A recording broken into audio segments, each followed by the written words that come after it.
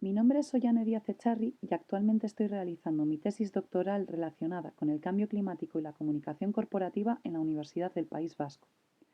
Este trabajo se enmarca precisamente en dicho proyecto de tesis y a continuación iré desgranando poco a poco cómo y por qué se ha llevado a cabo el análisis, así como sus resultados y las conclusiones a las que se ha llegado.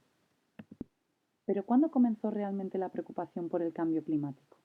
Las primeras referencias que encontramos se remontan a inicios del siglo XIX, cuando Joseph Fourier hablaba de un fenómeno al que denominaba efecto invernadero. Más adelante, autores como Newton, Foote, Tyndall o Arrhenius continuaban esta línea de investigación y aportaban nuevos resultados a la cuestión.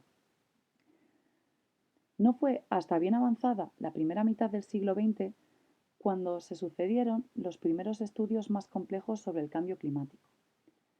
Paralelamente, la prensa empezó a hacerse eco de escuetas noticias sobre este fenómeno, y durante la segunda mitad comenzaron a publicarse artículos mucho más elaborados. Durante las décadas de 1970 y 1980 creció el interés por la comunicación y el periodismo ambiental. El año 1988 marcó un antes y un después en la comunicación ambiental, ya que el cambio climático se ajustó a las reglas de la interacción periodística, formando parte de las prioridades informativas de televisión y prensa escrita. ¿Y por qué le damos tanta relevancia al cambio climático? Porque se trata de una materia transversal que cada día nos afecta más a nuestras vidas. Tal y como indicaba el año pasado el IPCC, este fenómeno es generalizado, rápido y se está intensificando, y lo hemos podido comprobar este verano con las altas temperaturas en España. Precisamente nuestro país es el segundo país europeo más preocupado por el cambio climático, lo que choca con un desconocimiento generalizado en cuanto a los efectos del cambio climático y las acciones que podemos llevar a cabo para proteger el medio ambiente. En numerosas ocasiones se ha culpado a los medios por este desconocimiento. Los medios cumplen un papel muy relevante en la transmisión de noticias, la sensibilización y la propuesta de soluciones en este ámbito. Sin embargo, los medios de comunicación no son los únicos responsables de transmitir a la sociedad la problemática ambiental. En este sentido, es importante hacer referencia al concepto de emergencia climática. Se trata de una medida adoptada por diferentes entidades, ciudades y universidades como respuesta a la crisis climática. La primera ciudad en declarar este estado en diciembre de 2016 fue la ciudad de Darebin, en Australia. Más adelante, la propia Unión Europea declaró este estado el 28 de noviembre de 2019. En el siguiente mapa del mundo podemos observar coloreadas en azul las zonas donde ya se ha declarado la emergencia climática. Una vez expuestos estos puntos, quizás os preguntéis por qué un estudio de cobertura mediática. Y es que a lo largo de los años se han producido multitud de altibajos en la presencia del cambio climático en los medios. Estos altibajos se producen por influencia de diversos factores, que es importante conocer para tratar de entender la problemática ambiental. En 2005, además, Anabela Carballo justificó este tipo de estudios afirmando que el volumen de cobertura informativa se convierte en un claro indicador de la relevancia que se le otorga en un momento determinado a una cuestión concreta. Existen una gran cantidad de análisis previos relacionados con la cobertura mediática del cambio climático, tanto a escala internacional como a nivel nacional. En esta transparencia mostramos algunos de los más relevantes publicados en los últimos años.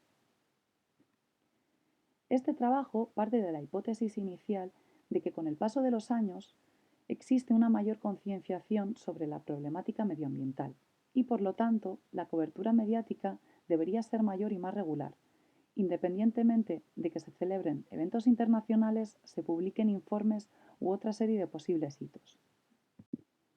En esta investigación tendremos como objetivo principal analizar la cobertura mediática de los principales hitos informativos en materia de sostenibilidad que se han producido en los últimos años. Se tendrán en cuenta los diarios impresos de mayor audiencia a nivel estatal, marcados por el eje general de medios, y estos son El País y El Mundo. Como objetivos secundarios se estudiará el espacio y la relevancia otorgada a estos hitos, se analizarán los factores que influyen en el grado de cobertura y se realizará una comparativa teniendo en cuenta las fechas, los hitos y los diarios seleccionados. En En este estudio se han analizado las cumbres climáticas celebradas en 2019 en Madrid, en 2021 en Glasgow, que fue pospuesta como consecuencia de la pandemia, y la celebrada este mismo año en Egipto. Para llevar a cabo el trabajo se han tenido en cuenta el número de piezas totales publicadas al día en cada medio seleccionado, así como el número de piezas publicadas en portada como indicador de relevancia informativa. En estas dos tablas podemos observar brevemente los resultados del estudio realizado. Como ya indicábamos al inicio de esta presentación, se confirma que la celebración de cumbres climáticas supone un aumento en la cobertura mediática del cambio climático. Las próximas 4 diapositivas mostrarán los resultados de las diferentes cumbres climáticas, tanto en el país como en el mundo. La gráfica de la izquierda muestra siempre las piezas totales publicadas en cada medio. La gráfica de la derecha, las portadas. Tanto en la anterior diapositiva como en esta, es posible observar cómo las mayores cifras de cobertura se corresponden con el año 2019, año en el que se celebró la Cumbre Climática de Madrid, marcada por fuertes polémicas, activismo, además de la cercanía, ya que el evento se celebraba en nuestro país. Estos factores fomentan que la cobertura fuese mayor.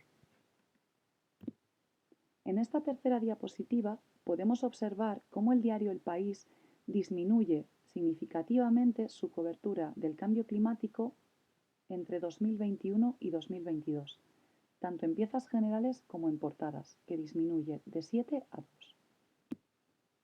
En el diario El Mundo, en cambio, podemos ver cómo existe una constancia mayor en cuanto a las publicaciones, pero sin embargo, la concentración de noticias de cambio climático en los días en los que se celebran las cumbres va en aumento. Tanto en esta diapositiva como en la siguiente se recogen los datos en porcentajes de las piezas publicadas en cada medio en las diferentes cumbres climáticas.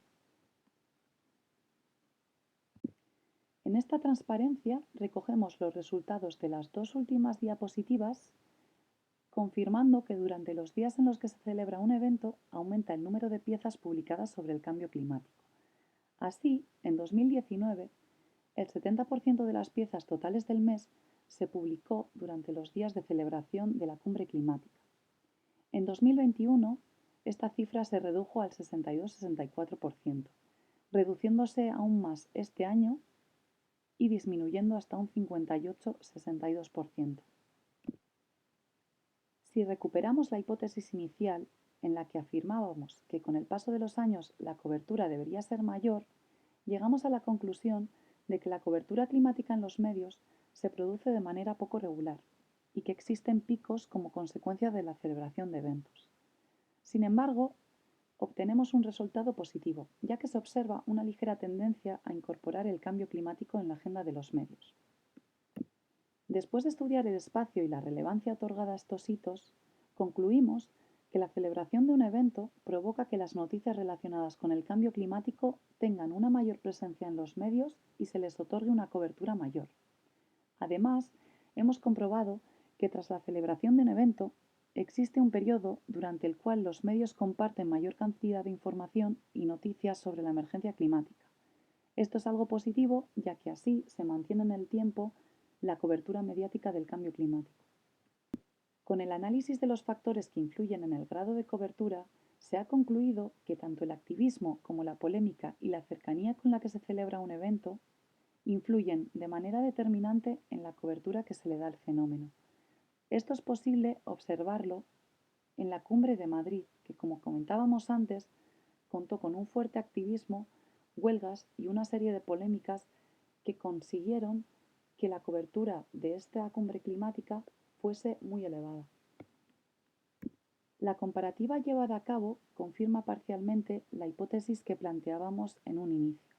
En general, existe una tendencia ascendente en la cobertura de la emergencia climática con el paso de los años, y también se percibe una mayor constancia en la publicación de noticias climáticas.